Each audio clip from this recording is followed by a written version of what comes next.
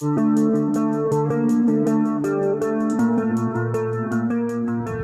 want me to do a joke? Huh? Do you want me to do a joke? No. No. I've got a good joke. Ooh, that was a fish jump. Somewhere out. Oh no, it was in cast out. Sorry about him. Well, good morning and welcome to the River Trent, Collingham Angling Association. Today I'll start that again because I don't know if it is. Collingham. Yeah, Collingham. Yeah. Collingwood was a cricketer for England. Well, good morning and welcome to the mighty River Trent. We're fishing the day ticket stretch, or up here on a day ticket today. You can pay your money on the bank. It's Collingham Angling Association. I think so. Barbel obviously are our target. It's I fished it a couple of years ago and fished up just to run off with the weir and had, I can't remember, 3 or 4 barbel, and it was an experience for me. But I'm here with my brother. We don't often get out, do we? But we said we should get out more. Very rare, and we really should, but Yeah. we'll work on that. And it was just nice. We got here first light. Not many people on here. View opposite. Not expecting loads and loads of fish. Bailiff said it's been fishing okay. And we were just sitting there having a chat about Dad, weren't we? We certainly were. And saying he'd be smiling and saying, you know, nice that we're getting out together, looking down. And we said, well, the first barbel we'll dedicate to Dad, weren't we? Yeah. Last barbel I saw, I think, was way over 6 years ago, which my dad caught. So, yeah. So we thought, first barbel, we'll show it to the skies. And believe me, we've already had one. Well, I haven't had one. This lad has, and it's a bit of a big girl, isn't it? But we'll come to that in a minute. Keep watching. Remember to hit that subscribe button, make some comments. We'll show you the rigs. We're up here for 2 days. We're not expecting much, but to be perfectly honest, if nothing else happens, I'm happy. He's going home a happy man.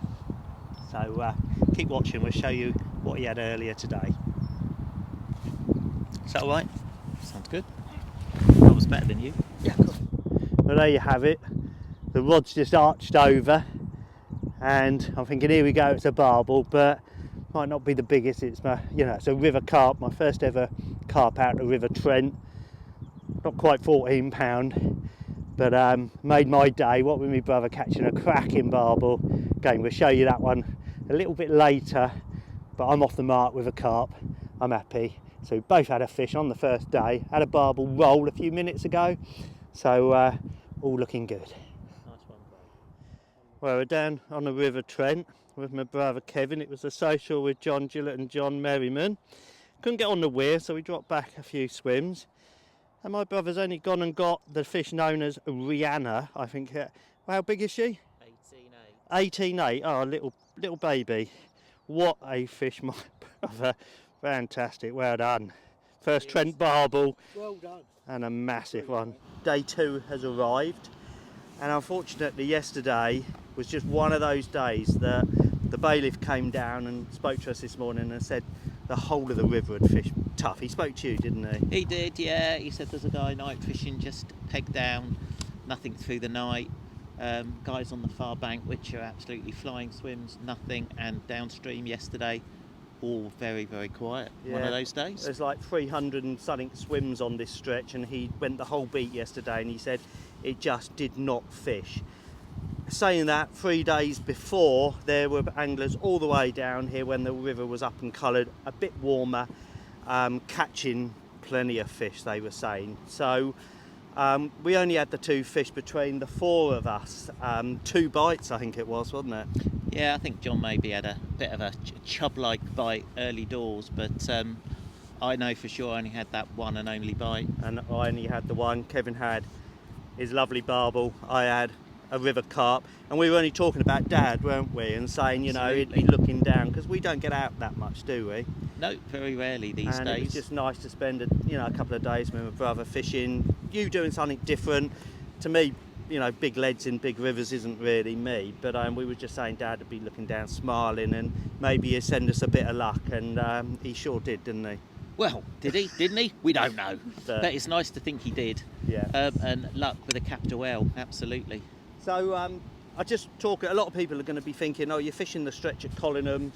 Oh, you can chuck any bait out there and catch fish. Well, I'm going to tell you something different. On a red letter day, you can drag fish out of here, catch fish all day, because this angler who is just here and fished all night said he came here a little while ago and in a week he had 31 barbel. And that was a bad session. That was a bad session. I think previous to that he had 156. In a week? Yeah, I don't know if my arm would manage that, but there you So go.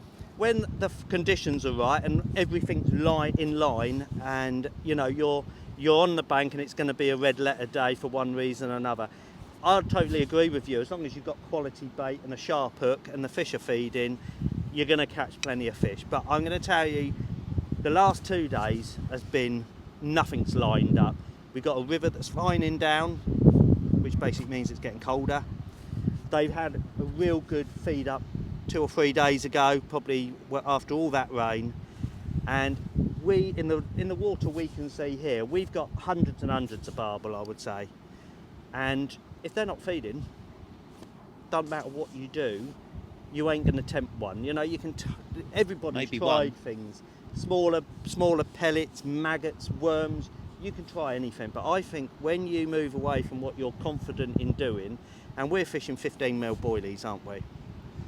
Yeah, mine are a bit smaller. My 12mm dumbbells. Oh yeah, I'm on 15mm boilies, and I have got full confidence in those baits because I've been catching on the Thames on those. And when you start fiddling about with rigs, baits, smaller hooks fining down, bigger leads out in the middle, you're really on the back foot. And I think once you know, it's all right if you're going to experiment with things, do it when you're catching lots of fish, because if you're catching lots of fish and you try something and you stop catching fish, you can just say that doesn't work. But I would say in really tough conditions like we've had, you've got to stick with what you're confident in and just hope that Lady Luck looks down, or Dad looks down and blesses us and gives us a bit of luck. And you know, maybe you cast out, you drop a bait next to a barbel and it just grabs it. Something within what you do and how you presented it just flicks that switch, you know, opens his mouth and wraps his whiskers around your bait, and you get that 6 foot twitch. Mine didn't have whiskers. Oh, it did have a little cunt, yeah, but Litland. yeah. So you know, stick with what you know on those tough days, what you know that work, because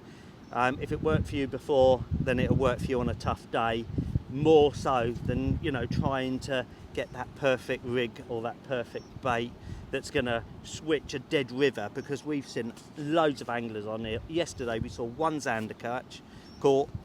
The guy that fishes it a lot had one barbel, you had your barbel, I had a carp, and everybody else, and I reckon there was probably 15 anglers we could see. He's getting on that way, yeah. They never caught a fish. No, and they were all doing it differently, interestingly. Some people were filling it in, some people were just fishing bags, some people were fishing big feeders, some were fishing further out than others, but nothing worked. At the end of the day, they're just not feeding. Conditions just not suiting them.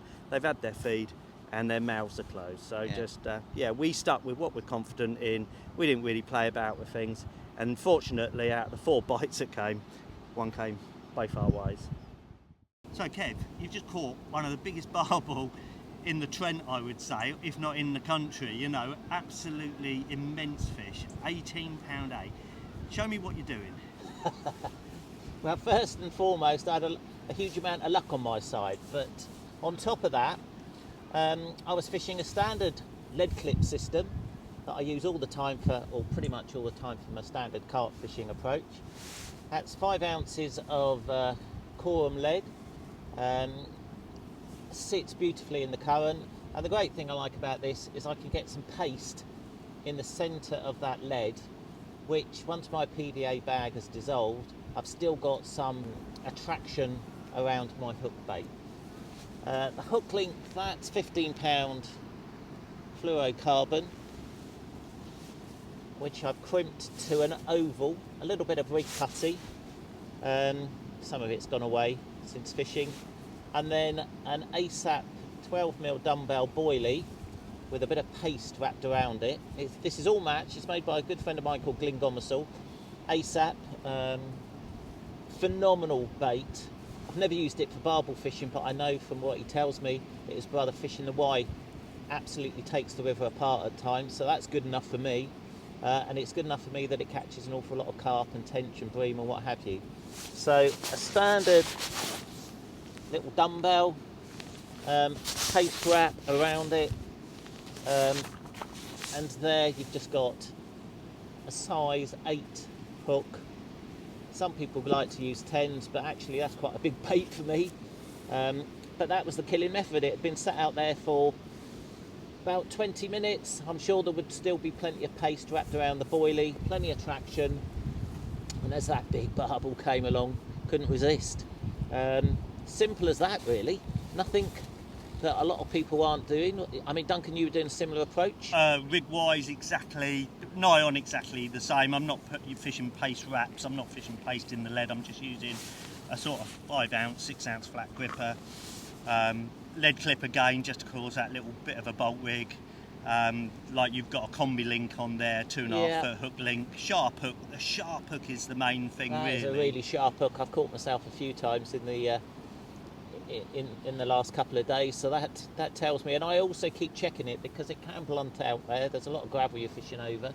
There's a few snags, so check your hook every time, as you would carp fishing. It's just a really good habit to be in, because if and when that one and only bite comes in the course of a day, and you miss it and your rod bounces back and lies dead, and you find you've got a blunt hook, I mean, that's just a killer, isn't it? Yeah. You know, it's happened to the best of us, I'm sure, but it didn't happen to me yesterday. And I've used ASAP, I cut boilies from Glyn, and I've caught a lot of carp on the Thames back, you know, because they've been around for years and years. Yeah. But for some reason or another, I mean, today I've been using the dynamite crab and hot krill. Smaller baits, you know, they're quite soft, they break down and leak off nicely, and I just thought they'd be perfect for today. So that's what I've been using, small baits, 15mm baits. I'm not really a boilie man, I like pellet, but in this flow, I'm thinking, you know, you're putting a bait out, recasting every sort of 40 minutes or so. I've been getting some feed out with a big feeder as well, which I haven't seen many people doing, using marker sticks. The bailiff took the mickey, didn't he? He did, but then, you know, then we caught a couple of flunking big fish, We you know, did, so, you know, you know, take the mick all you like, I don't mind that sort of, it was all done in jest, in fairness. Yeah. One thing I will say is, the ASAP boilie, it is quite a soft boilie, so if you were sticking it out all night, and there's a few crabs as there are around here and all the rest of it, you could wind in the morning and find it's gone. So Glyn does do matching wafters, which are much harder. You can whittle that down, and that will stay on your hook all night long if you wrap some paste around it, and you just wet the boilie before you wrap the paste on. It stays on much longer, and that will stay there for an awful long time. Yeah. And that may be a little thing to try if you're putting that bait out for a little bit longer. Obviously, the only thing to remember is once that paste's gone, you're fishing a wafter, which on a size 10 hook is probably not ideal, but it just gives you that added security of fishing a bait for maybe 3-4 hours at a time, safe in the knowledge that you're still fishing and the crabs haven't dismantled it or what have you. So it's really, both of us are just using confident rigs, confident baits, sharp hooks, and you know, it's worked for us. It's got us a couple of bites, and actually I'm gonna have to go, Kev, because Mr. Merriman up the bank is into a fish. See you later. With John Merriman, and we decided to fish the weir, take a chance. It's difficult to fish because there's so much water in there. It's not been fishing the last few days, but he's gone and just caught himself. How big was that, John? 15.8. He's going to kiss it. He My was trying to first kiss 15. me last night. 15.8, Lovely. personal best, River Trent. And what with Kevin having a 18.5, me a carp. We've only got John to get one, but I'm sure we can do it. Well, unfortunately, John's 15.8 was the only bite we could manage between us on the last day. And me and my brother, you know, we've been fishing long enough to know that it just wasn't going to happen, or the chances are the river was well out of sorts, nobody was catching, and we decided to knock it on the head about 3:30, 4 o'clock, get home whilst it was still light. 3-hour drive home, you know, it's safer in the daylight than the darkness, especially in rush hour. So we left the boys there, the two Johns. They didn't have any action, which we weren't surprised at. Nobody we spoke to when me and my brother went back to the car park had caught. The whole river was just not fishing, and you know, I know people are going to say, oh, you can chuck anything in that stretch of the river and catch loads of fish, just haul them out. And you probably can do when it's on form, but when it's not, I don't care how good the stretch is, what bait you're using, what rig you're using, where you put it, how hard you try. If you can buy a bite, you'll be lucky, you know, because that was just not fishing. So we worked as a team at the end. We would have been nice to try and get all, you know, the other two lads, John and John, a fish and all come home with, you know, a decent fish. But as it happened, John Merriman managed to get one, a 15.8. I think we can all take a little bit of credit for that one, and it was really nice to see the barn owls working the fields in the morning when we arrived. But and I would have liked to have gone and got some video coverage, but my good friend Tom sent me a couple of nice pictures that he's taken of barn owls. So yeah, we remember that trip for, you know, a couple of really big fish. Not for the numbers of fish, but, you know, a couple of personal best of the guys. What more can you ask for?